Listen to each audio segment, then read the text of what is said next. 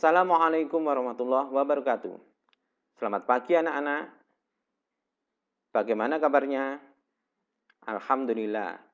Semoga kalian tetap sehat dan semangat dalam belajar.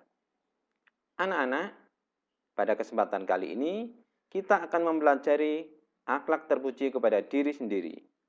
Pelajaran bab 2 kelas 9. Nah, sebelum kita mulai pelajaran, marilah kita berdoa dengan baca basmalah. Bismillahirrahmanirrahim. Peta materi akhlak terpuji pada diri sendiri. 1. Pengertian ilmu. 2. Dalil perintah menuntut ilmu. 3. Perilaku orang yang berilmu. Dan terakhir, manfaat ilmu. Anak-anak hebat, silahkan disimak gambar tokoh-tokoh berikut ini. 1. Kiai Haji Hasyim Asy'ari, pendiri pesantren Tebu Ireng sekaligus pemrakarsa berdirinya Nahdlatul Ulama.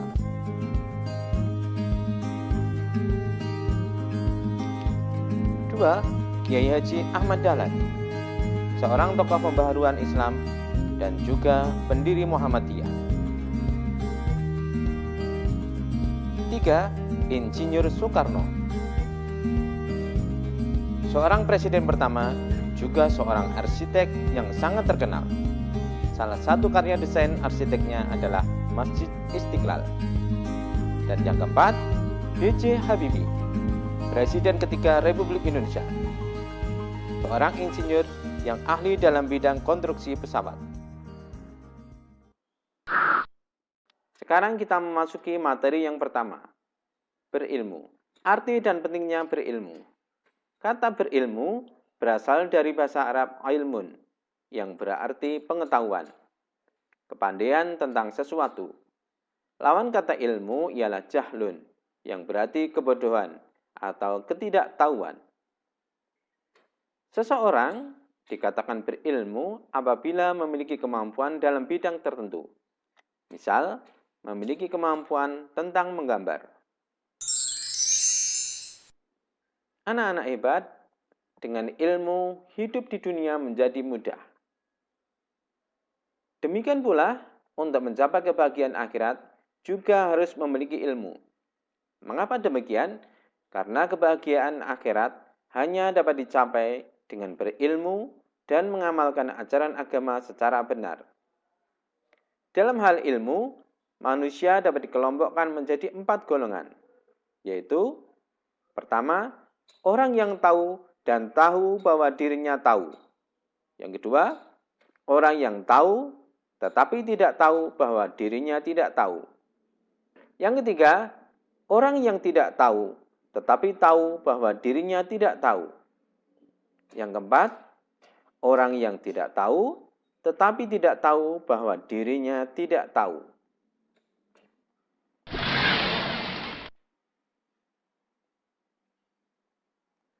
Sekarang tentang dalil perintah berilmu.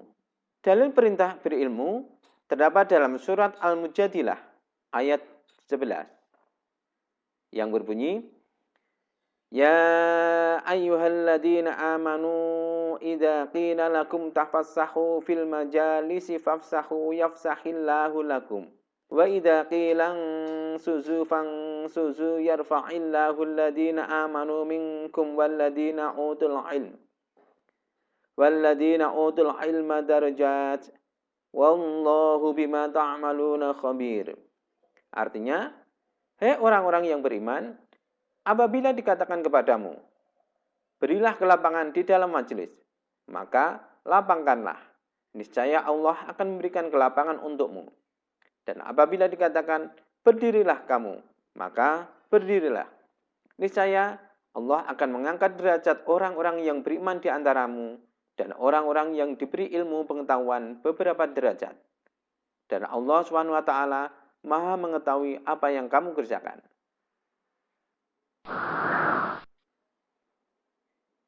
Selanjutnya, dalil tentang perintah berilmu terdapat dalam surat Al-Alaq ayat 1-5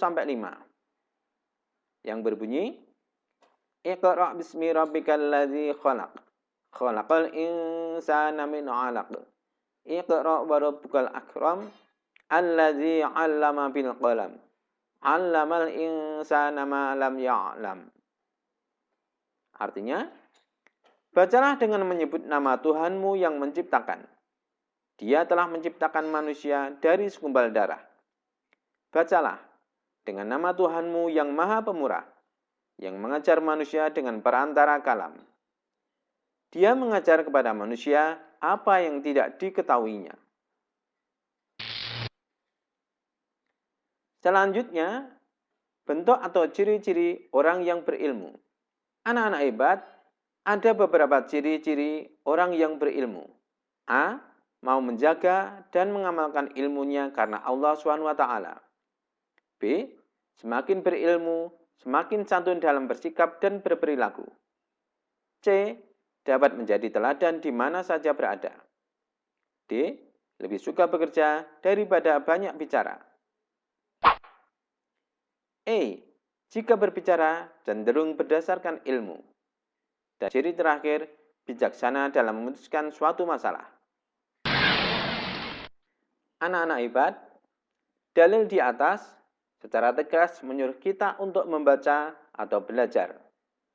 Apakah yang harus dibaca atau dipelajari? Yang harus dipelajari ialah ayat-ayat qauliyah dan kauniyah. Ayat-ayat qauliyah. Apakah ayat-ayat qauliyah itu? Qauliyah artinya perkataan, sabda atau firman. Mempelajari ayat-ayat qauliyah berarti mendalami apa yang telah difirmankan oleh Allah SWT. Belajar tentang ayat-ayat qauliyah ini juga bermaksud untuk mendapatkan petunjuk dari Allah SWT ke jalan yang diridhoi oleh Allah. Contoh qauliyah di dalam firman Allah surat Toha ayat 1-5. Toha ma anzalna 'alaikal qur'ana litashqa illa tadhkiratan liman yakhsha tanzilam man khalaqal arda was samawati al-'ula ar-rahmanu 'alal 'arsy istawa. Artinya, Toha, kami tidak menurunkan Al-Quran ini kepadamu agar kamu menjadi susah, tetapi sebagai peringatan bagi orang yang takut kepada Allah. Kan dari Allah yang menciptakan bumi dan langit yang tinggi, yaitu Tuhan yang Maha Pemurah yang bersemayam di atas ars. Selanjutnya tentang ayat-ayat kauniyah. Ayat kauniyah artinya tanda-tanda kebesaran Allah yang berupa keadaan alam. Mempelajari ayat kauniyah hukumnya wajib, walaupun tidak berada di bangku sekolah. Anak-anak, ilmu-ilmu yang berhubungan dengan mempelajari ilmu kauniyah antara lain ilmu geografi, ilmu fisika, ilmu biologi, dan ilmu matematika. Dengan mempelajari ilmu-ilmu tersebut, maka akan dapat memantapkan keimanan kita kepada Allah Subhanahu wa taala. Anak-anak hebat, menurut sebuah penelitian para ahli pengetahuan, bahwa kurang lebih dari 60% ayat-ayat Al-Quran membicarakan ayat semesta atau ilmu pengetahuan. Dan 40% membicarakan masalah hukum Islam. Sebagian ayat yang memerintahkan untuk mempelajari alam semesta, antara lain dalam surat Al-Ghasyiyah ayat 17-20, yang berbunyi, Afala yang duruna ilal ibli kaifa khuniqat wa ilas sama'i kaifa rufi'at wa ilal jibali kaifa nusibat wa ilal audi kaifa sutihat. Artinya, maka apakah mereka tidak memperhatikan bagaimana dia diciptakan, dan langit bagaimana ia ditinggikan, dan gunung-gunung bagaimana ia ditegakkan, dan bumi bagaimana ia dihamparkan. Anak-anak, ilmu agama yang tidak diimbangi dengan ilmu pengetahuan ibarat orang yang pincang. Sebaliknya, ilmu pengetahuan yang tidak diimbangi ilmu agama seperti orang yang buta. Oleh karena itu, ilmu agama dan ilmu pengetahuan harus dimiliki secara bersamaan. Selanjutnya, perilaku orang yang berilmu. Anak-anak hebat, apabila kalian memperhatikan keadaan masyarakat, niscaya dapat diketahui perbedaan orang yang berilmu dibanding dengan orang yang tidak berilmu. Secara garis besar, sikap orang berilmu dan mencintai ilmu antara lain sebagai berikut. 1. Memiliki semangat untuk menguasai ilmu tentang hal-hal yang belum diketahui. 2. Rajin mendatangi majelis-majelis ilmu, baik ilmu agama maupun ilmu umum. 3. Selalu berusaha dengan maksimal untuk memperoleh ilmu pengetahuan. 4. Gemar bergaul dengan orang-orang yang berilmu. Dan yang nomor 5, selalu berhati-hati dalam ucapan dan perbuatan.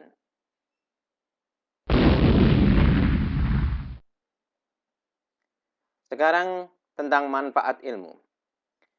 Manfaat ilmu dibagi menjadi 2. Yang pertama, manfaat ilmu bagi diri sendiri.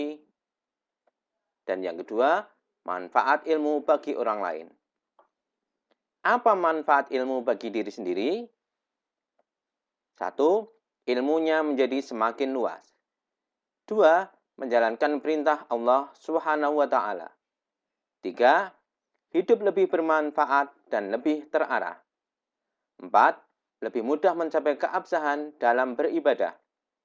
5. Dapat mempermudah usaha yang dimiliki. Dan yang nomor 6, dapat mendatangkan rezeki yang tidak terduga. Sedangkan manfaat ilmu bagi orang lain adalah sebagai berikut. Pertama, dapat mengajarkan kepada orang lain. 2. Memberi manfaat kepada orang lain. 3. Membuat orang lain menjadi lebih pintar. Dan yang terakhir, wawasan berpikirnya menjadi semakin luas.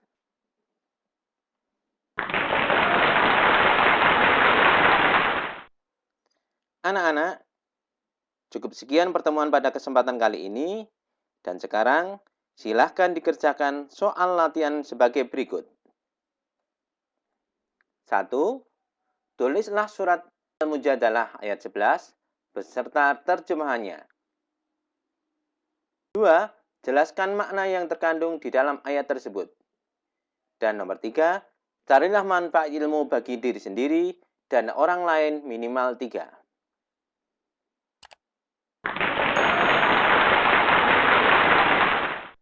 Demikian anak-anak, materi yang saya sampaikan pada kesempatan kali ini. Dan jangan lupa, tetap semangat, tetap jaga kesehatan, tetap rajin beribadah. Kurang lebihnya mohon maaf. Wassalamualaikum warahmatullahi wabarakatuh.